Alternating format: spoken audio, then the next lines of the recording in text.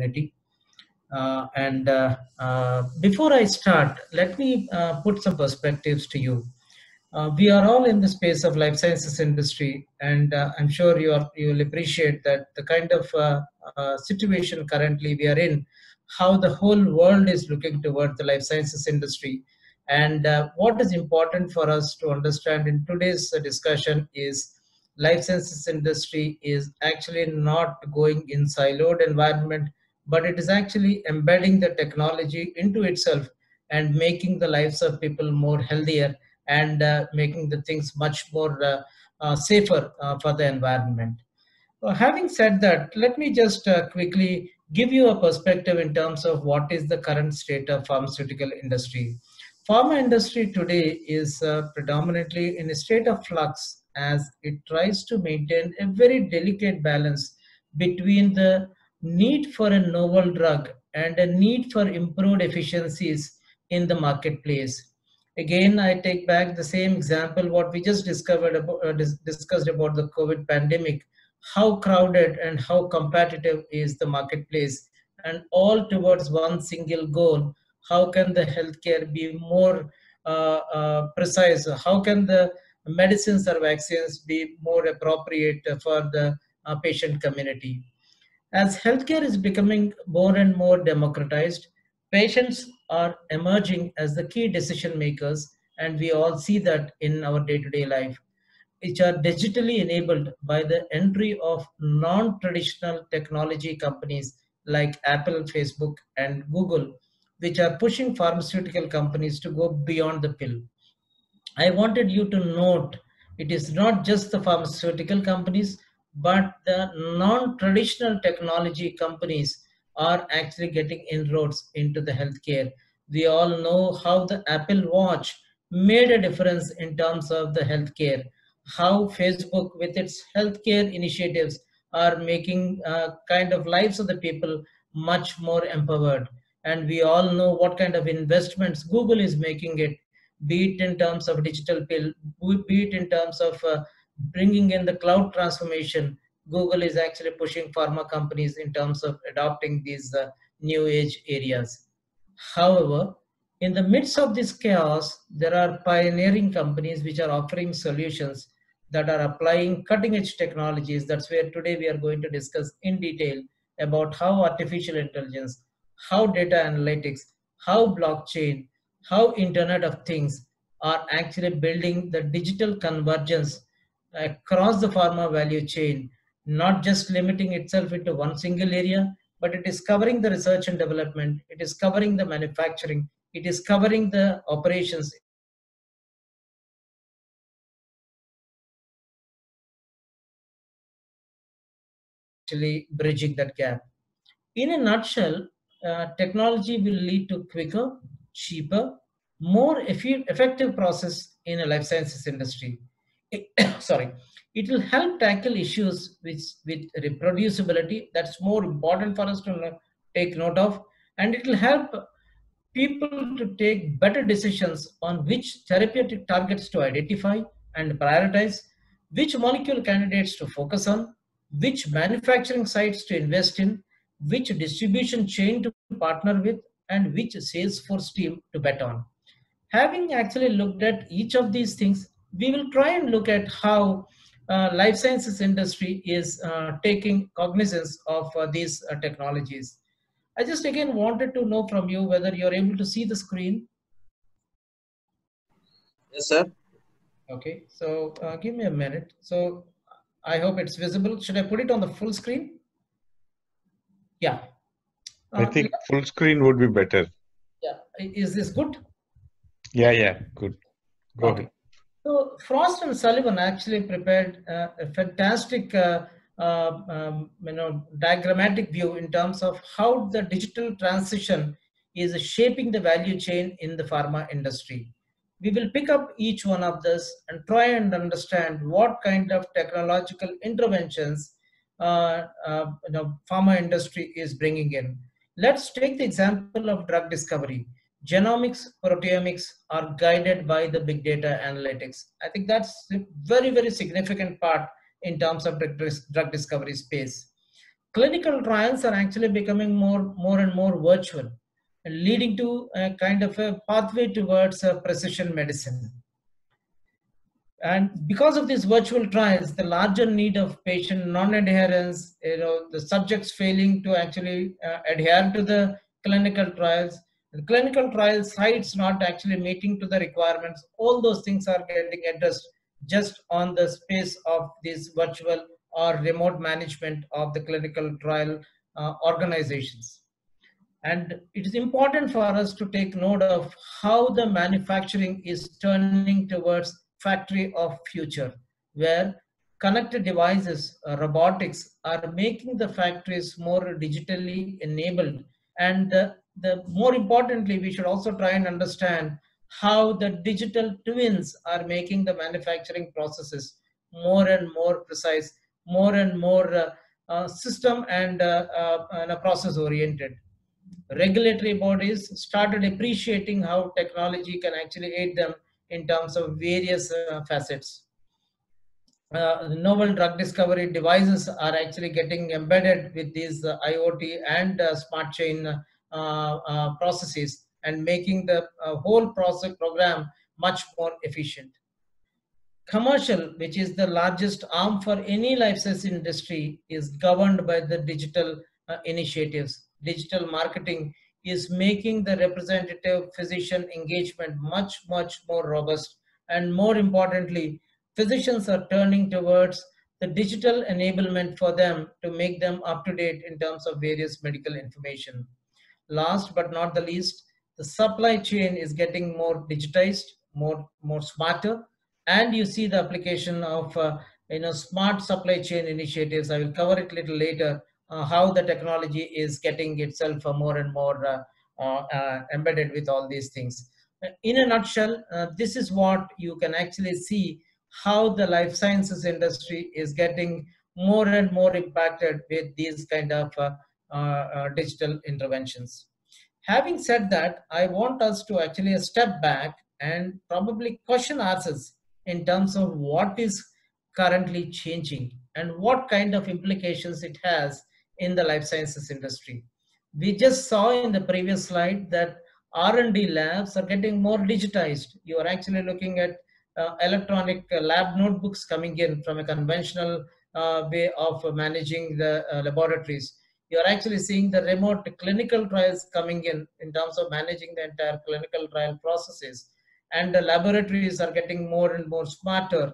So you can actually see a digital twin coming in, especially where the laboratories are manufacturing or discovering programs like that of vaccines or injectables, where you actually have a very strong processes laid around. Digitization is making all those things very system oriented, and that's where the technology is getting harnessed, which is trying to improve the outcomes in a larger way. What does it actually mean?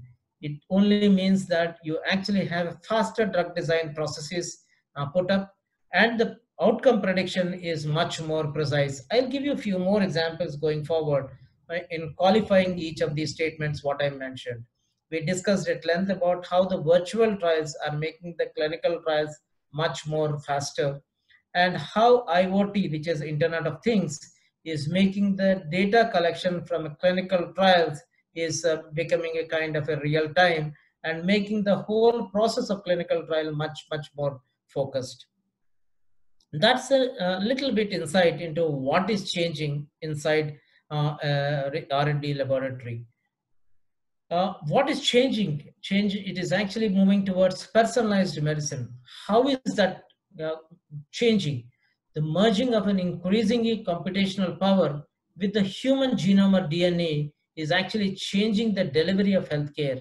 So, which is how are we actually using the genomic information and determining the targeted therapies? That's where we see that it is actually looking at important aspects of having a genomic information, getting a kind of a technology aid. The time from idea to implementation is decreasing phenomenally. So, which was actually earlier taking very long time from an ideation to implementation. Because of all these technology interventions, we are seeing that the time to implementation is decreasing significantly. Having looked at in terms of research and development, in terms of new molecule identification, let us turn towards how manufacturing is taking the best advantage of technology.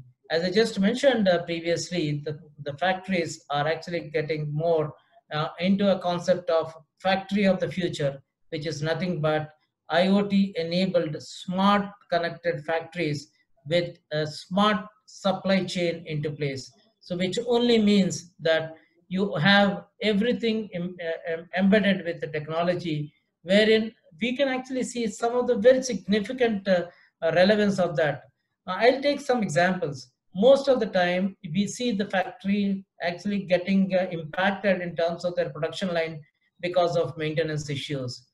With the technology implications like technology interventions like an IoT sensors, you are able to do a kind of a predictive maintenance where you are able to understand and forecast what could be the possible failures in a machinery, wherein you can actually take a proactive measures in terms of bringing in predictive maintenance. And that's what it actually talks about, some of the core elements in terms of factory of the future. Supply chain is becoming more smarter, which only means that till date, supply chain is more a product centric supply chain. That is, product leaving from a warehouse, moving out from a factory, reaching to a customer, and that's all what it was. But no more that's actually in place. You now see a kind of a smarter supply chain where it is a patient centric supply chain. You have a complete traceability, you have a complete understanding of end-to-end visibility, again using various technologies. What does it mean? It only means that you give a product which is safe, efficacious, and outcome based, where across the value chain, be it a distributor chain, be it a doctor, or be it a patient, or be it a manufacturer, can really understand what is the product efficacy right from its manufacturing till it is actually been administered. It is more so relevant for products like cold chain products like oncology or any rare diseases, or for that example, vaccines. It requires a cold chain all through its supply chain process till it is administered to the patient. So patient always has a kind of a fear or a doubt whether is my product efficacious till it is taken on. So you have that. And last but not the least, you have supply shortages, which is one of the largest issues for the pharma companies. Because of this traceability, you can actually negate the supply shortages. So these are few of the examples. Again, we will cover a little more subsequently.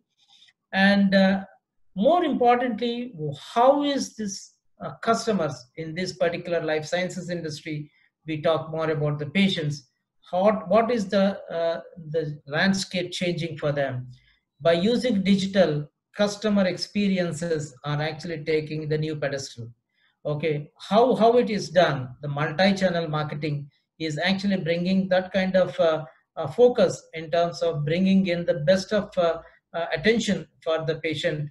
And today, if you go into any pharmaceutical company, any life sciences biotech company's website, you can actually see one buzzword, which is called patient first or patient centricity as their core theme. And when it is there, then it only means that there is a customer experience which the pharma company is trying to actually gauge, and that is where they are addressing to and making the customers feel happy, be it their distributors, be it their patients, be it their doctors. They want to ensure that they give the best experience for them, and that's where the digitization is making all these things possible. Having said that, let's actually try and go a little in depth. Okay, uh, gone are the days where the physical, digital, and biological worlds are in siloed environments. There is a strong fusion across all these three entities, and it becomes an embedded system for all of us. I'll pick up few examples and try to elicit to you in terms of what is that making this fusion and how is it actually making a difference for the life sciences industry. We discussed at length about the artificial intelligence. We'll cover a little more from how artificial intelligence is making a lot of impact on the drug discovery, in the diagnosis, in the patient monitoring. It is making a lot of difference in terms of reshaping the entire world of drug discovery. 3D printing is actually no more a kind of a fantasy. You are actually seeing that already in application.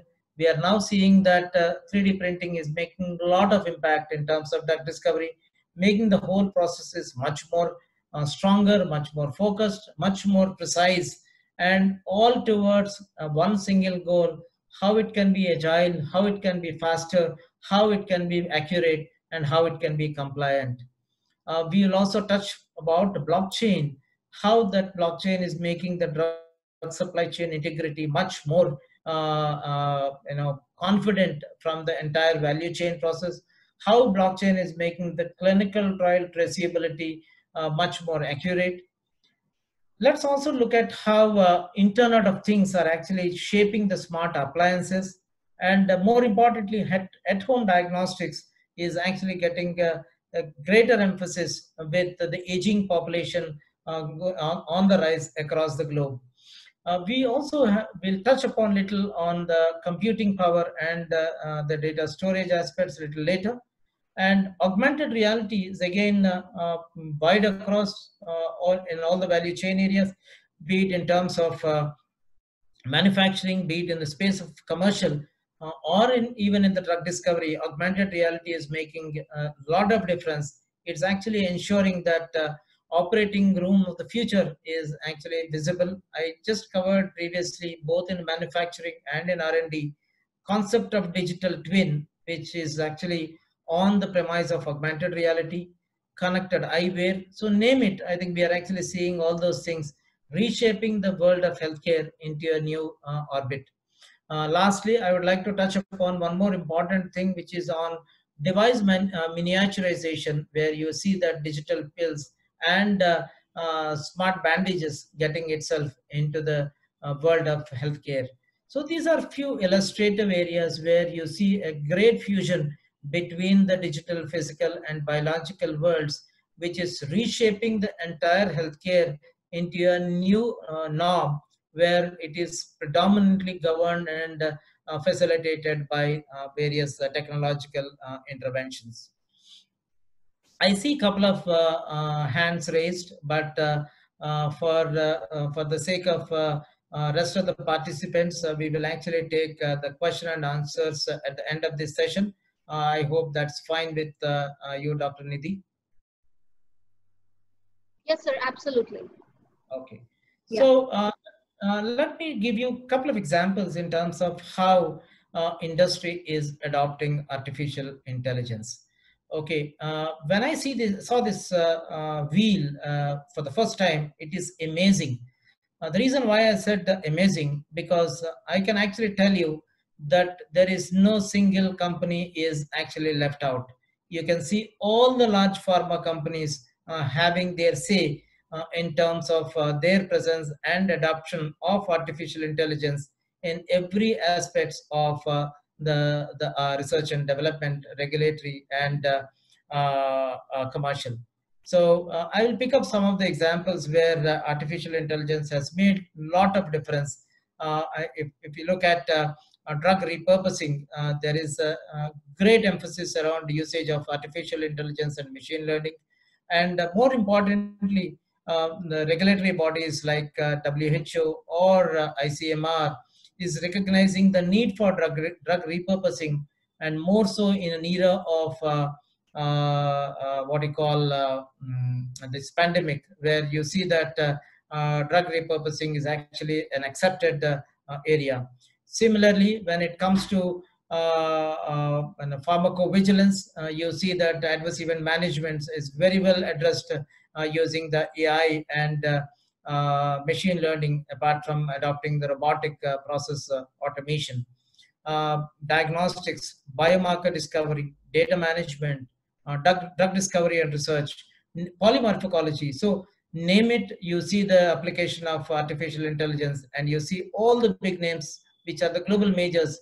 They are in the top 10 globally, who are multi-billion dollars in terms of their turnovers, adopting the artificial intelligence in streamlining their processes across their drug discovery process.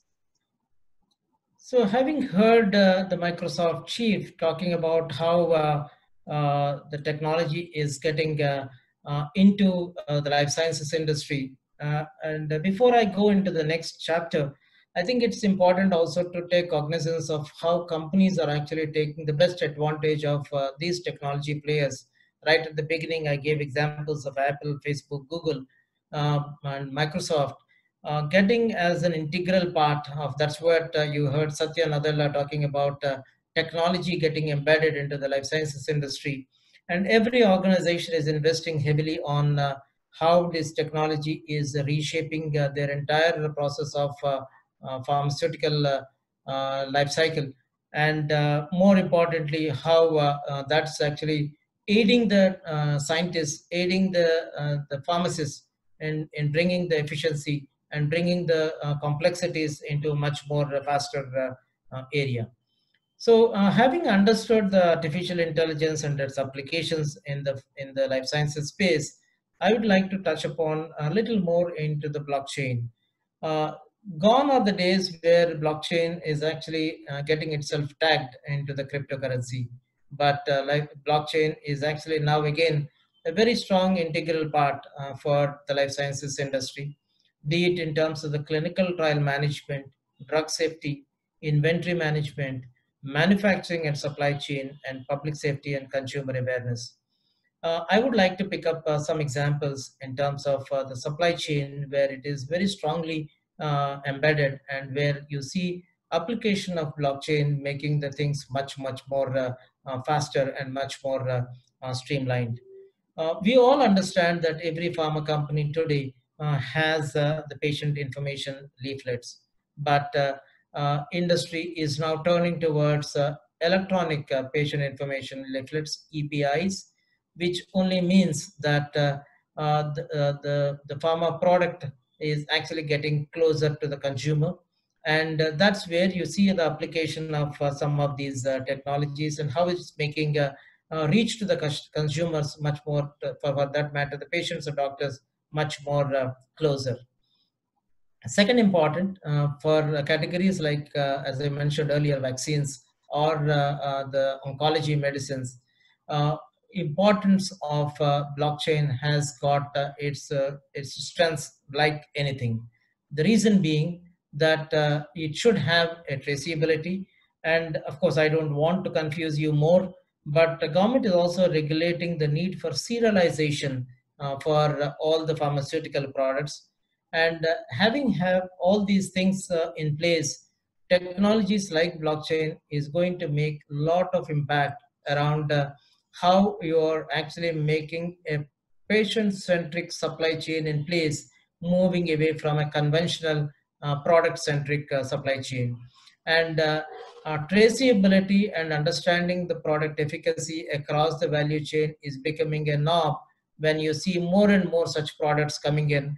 And those products, now when you look at the product pipeline of all the companies, what you have just seen a couple of slides before, you can see them, their entire emphasis around is on the oncology, rare diseases, and also some of those drugs which requires a cold chain monitoring. In order to address that, we see a definite need of technologies like IoT and blockchain, which makes the supply chain much more transparent, much more precise and compliant from all aspects, be it regulators, be it manufacturers, or be it the end users, which are the patients. That's where we see the application of blockchain in a big way.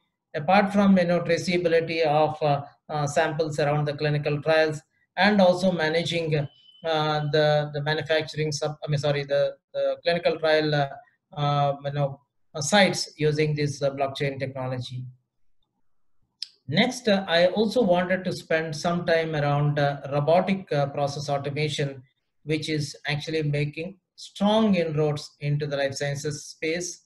I will pick up three important areas where you see the application of robotic automation: clinical development, precision marketing, and Salesforce excellence. Let's discuss about how the robotic automation is making life of the life sciences industry much more happier. I will pick up the example of pharmacovigilance, where robotic automation has made strong inroads in, and where the processes are getting streamlined. We understand how important and how relevant is pharmacovigilance for the regulators, for the pharmaceutical companies, for the physicians, and for the doctors. And RPA, the robotic automation, is actually making all these things possible in a compliant, efficient, agile, and time bound programs. Thereby, you are making the processes much more compliant and making the life of the pharmaceutical companies and the PV specialists easier. I'm not getting into the details of how it is done, but I'm only trying to explain to you how that is actually making the life simple for the people it matters most. Regulatory submissions, I think that's one of the important norm which the industry cannot ignore and cannot actually be non-compliant of. That's where you see the application of robotic automation, making the regulatory submission faster, easier, and also timely, because that's more important as far as regulators are concerned. And you see that application of robotic process automation making the life of the people much more easier. Precision marketing, I think that's where in a crowded market it makes a difference, and it makes you stand out in the marketplace. And robotic automation is making a lot of impact around how you are able to provide a real time information to the customers by understanding their likes, understanding their thought process around a particular disease, around a particular molecule, around a particular therapeutic class. You're able to provide a real-time information to the physicians. More importantly, the representative doctor engagement today is guided by a lot of initiatives around automation, and that's actually ensuring you're getting the right kind of precision in terms of your communication, in terms of positioning your product, in terms of giving the right kind of pricing for the right kind of patient groups. uh, Last area in the precision area, marketing is how do you ensure virtual assistance to patients? We discussed right at the beginning how the consumerization is changing because of digital adoption, and how patients are getting more empowered with the digital knowledge they gain from various non-technology companies, which we just discussed. Virtual assistants are actually becoming now an integral part of the therapeutic management. And that's where, again, you see the application of robotic automation in terms of making the patients more empowered, more enriched, and again, making them much more compliant to what they are looking towards in terms of therapeutic management. Coming to Salesforce, which is actually one of the largest in terms of investments from a pharma company, be it an innovator company or a generic player. Salesforce becomes the largest chunk in terms of their sheer number, apart from the kind of investments the companies make, because they are the touch points between the customers and the pharma company. And the Salesforce excellence is something which every pharma company would strive to and would like to look at. And what how it is actually automation is making lives of the sales representatives and the management in the sales force, how the sales activities and processes are getting automated. Thereby the decision making is much more faster. Analytics from a Salesforce management is actually crux, because it actually guides in terms of various aspects of Salesforce excellence, be it in terms of sales management, metrics management, or in terms of territory planning, in terms of Salesforce planning, Salesforce sizing, you name it. Every aspect has a very strong implication and application of these automation, and thereby again makes the sales management processes very, very, very strong and robust by application of this robotic automation processes. Next one I would like to touch upon, which is a very, very significant, very important. We covered a little bit on some of these things, but I want to spend some time in terms of how big data and analytics is actually making inroads into the pharma companies. Let me again dwell on one single point. Please don't think that I'm actually talking to you about a theory. This is the practical application of each of these, and I am one of those practitioners who is actually implementing all these technologies into the life sciences industry, and I'm talking to you from my experience, and I want you to take note of how these things are actually making the life sciences industry into a new world. Let me explain to you in terms of how the big data and analytics is getting inroads into the research and early development.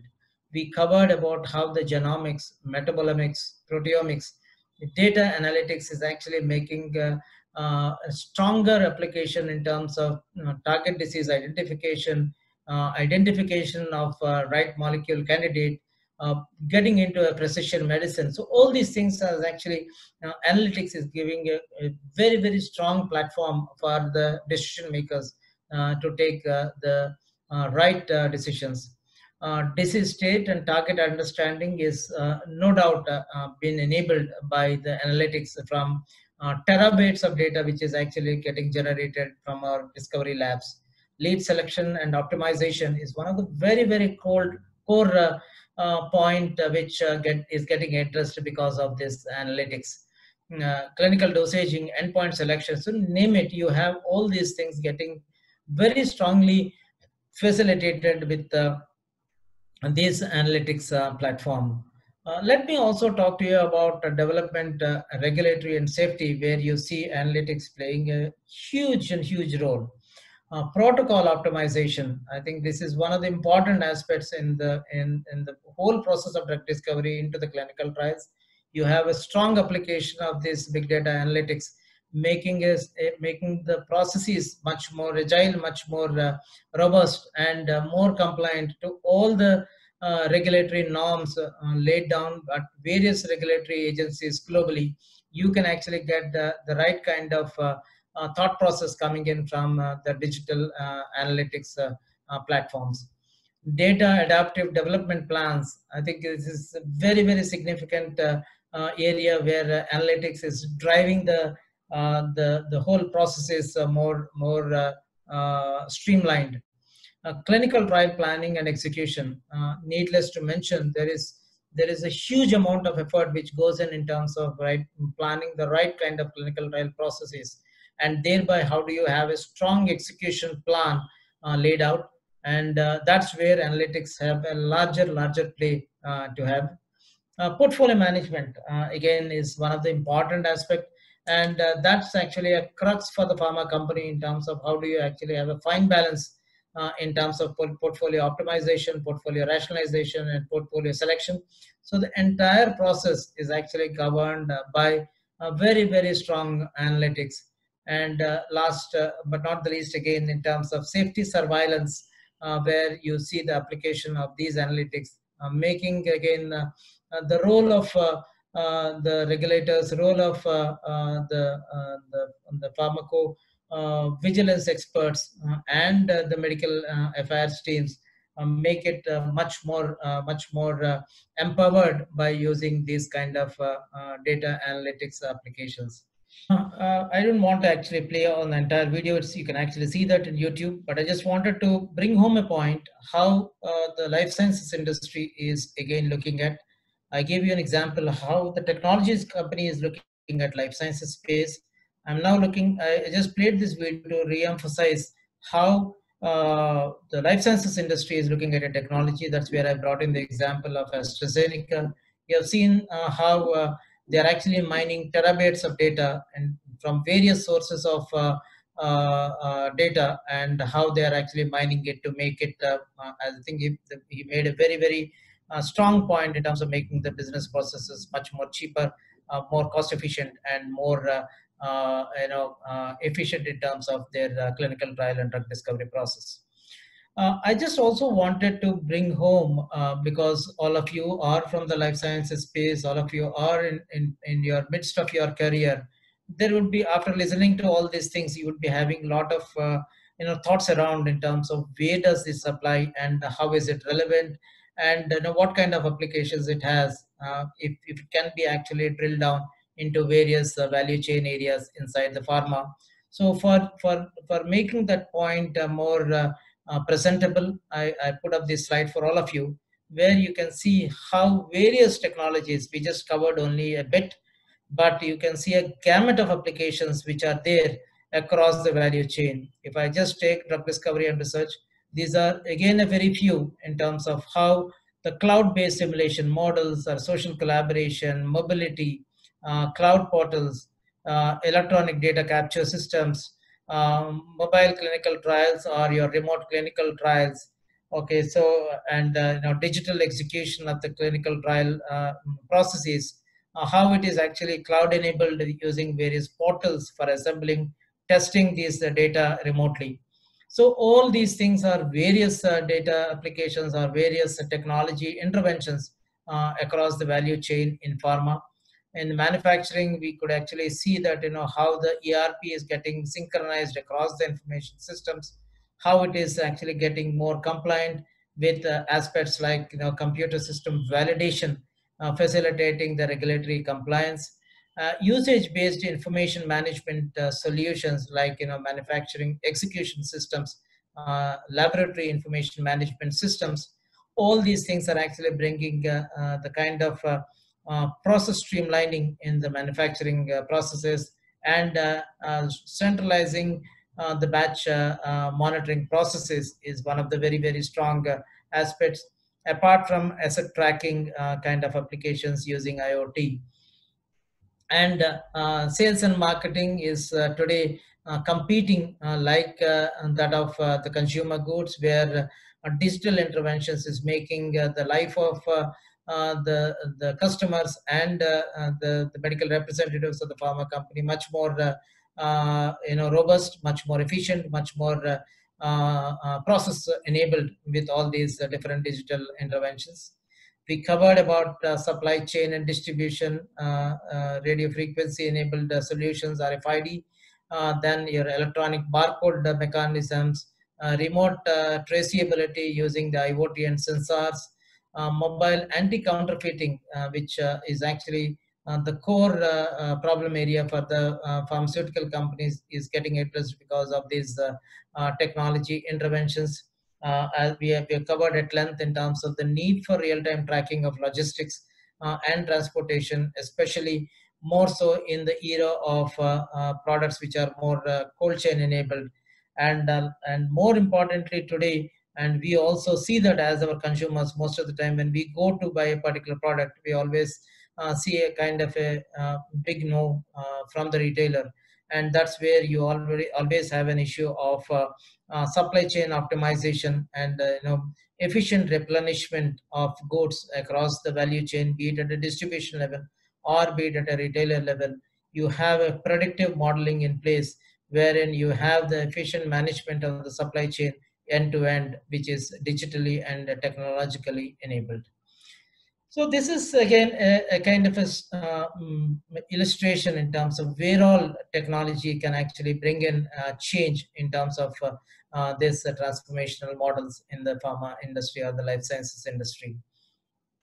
We heard a lot about how technology is making a lot of difference for the life sciences industry, but it will be inappropriate for us if we don't have a good mix of understanding of what kind of benefits it has actually done. We have actually discussed at length, but it's also important for us to understand that any kind of transformational initiatives also comes with equal kind of challenges, and we should take good cognizance of these challenges. And also, for every challenge, there is always a kind of an answer to it, but it's important for us to take note of that. We have actually done that enough in terms of understanding what is the benefit It actually takes over the mundane, repetitive tasks. It makes the process streamlined, and it actually helps in terms of when I mentioned it, the technology, be it anything what we just discussed. In fact, helps in terms of making a complex task in a fraction of a time, and where you know and understand that human might take a little longer time. It is more insightful, it is more predictable, and it can actually the technology can handle large and complex data for you to mine and take decision making. AI machines can be deployed in any environment. I gave you the example of digital twins in a complex manufacturing location, in a complex research and development laboratory, and in a complex injectable facility. You can actually bring in these kind of AI-led digital twins, which can make the risk for humans reduced. Technology can actually complement a lot of human effort. We have actually gotten lots of examples in the last hour. Technology is generally more consistent and reliable. I have actually put a very strong point than human beings. It is not belittling us, but it only means that the error fraction can be reduced by because we all know there is a kind of fatigue factor for us, and there is a possibility. Like if I take one example of a pathologist today screening thousands of diagnostics, and there is a fatigue in them in terms of actually scanning image after image, and there is a possibility of fraction of an error coming in terms of misdiagnosis or diagnosis going in a negative way. But at least from a technology intervention, we can be doubly sure that there is the error fraction could be definitely reduced. Similarly, when it comes to challenges, developing a thinking artificial intelligence system are currently too difficult to achieve in practice, because I gave you an example of how a pathologist's work can be augmented using AI-led algorithm, or how discovery scientists work in terms of target molecule identification can be enabled using AI-based machine learning algorithm. So all these things requires a huge amount of understanding by the machine, so that it actually can reproduce more meaningful data for any one of them to actually understand. It requires, I think, as alluded by the AstraZeneca speaker, terabytes of data if it is fed in, and the system can be more intelligent to bring in the right kind of intelligence into the whole process. There are, of course, there are certain kind of moral and legal issues. Say, for example, you can't actually ignore the fact of a radiologist or a pathologist being completely overshadowed by a machine learning algorithm, because from a statutory standpoint and regulatory standpoint of view, they have their own place for themselves. But these algorithms can actually be a kind of virtual assistance, or a kind of aid for them in terms of making their decision maker much more faster. Benefits of technology is accrued to a few rich and wealthy owners. There is a good amount of money spent in terms of application of these technologies. Today, if you take a small and medium enterprises, it might be a little difficult for application of some of these technologies. For example, blockchain. For example, machine learning algorithm onto their processes. At this stage, it might be a little, costing on their purse, but there is a greater need for application. And going forward, we can see that it is not necessary only for the innovators. It is not only for the large biopharma, but even the smaller and mid-term enterprises and the startups embedding this technology for making their processes more streamlined. And of course, it has also some amount of connotation around in terms of their traditional skills. I'm sure you would actually be also thinking around, okay, so am I actually being a little back from my what I'm studying now from a traditional skills? Need not necessarily be, because these skills are definitely going to aid. I just gave you example of a radiologist and pathologist, and today even for a life sciences student, along with what you've actually been actually practicing now as part of your curriculum, I only request and urge to you that some of these applications, I don't want you to be a kind of coders or programmers in Pythons or R or any of these technologies, but I want you to be a kind of a practitioners in terms of implementing these technologies, and you will see the wonders, because you how pharma companies are embracing these technologies, and how these companies are looking at every part of their value chain having a technology as an integral part. Every company is investing into billions and billions of dollars. And I'll give you one example. The estimates by the global leaders, especially on the artificial intelligence for the life sciences, it is actually shockingly alarming, because the prediction is about $10 billion. Okay, so which is very significant from an opportunity standpoint of view, because as the students and practitioners in the life sciences, you have enormous amount of scope to look at how you can have a good mix. Because if you look at again, I'll go back where I started, because we are in the state of this pandemic situation. There is one industry which everyone is looking towards. That is the industry where today we are in, which is the life sciences industry. And everyone is looking at that magic pill, that magic vaccine, which can actually make us more free citizen as we were earlier pre-pandemic. And life sciences industry is making a strong impact on the lives of people. I just gave this example because we're all living in this current state. And I'm happy to state that in this particular exercise of getting a magic wand for addressing this pandemic, there is strong application of all these things what I just mentioned. AI and machine learning is used for the drug repurposing in getting a kind of a magic pill for COVID-19.